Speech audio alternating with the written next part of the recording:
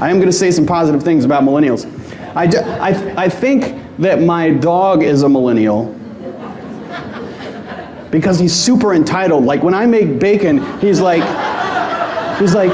that's my bacon, right? Also, he's always barefoot and he doesn't wear deodorant. Another reason I think he might be a millennial is he doesn't have a job and he's not looking for one.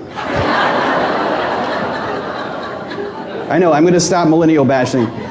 If you're here, you're one of the good ones, I guarantee you. I'm not talking about you, I'm talking about those millennials. All right, so here's what's good about millennials, right? And they're not all the same, we can't stereotype, right? Everybody's different. But a lot of millennials are very positive, they're very collaborative, they work great on teams, and they understand all this social media, internet stuff, right? They're digital natives. So if you don't get this stuff, you can work with them and they'll help you with it.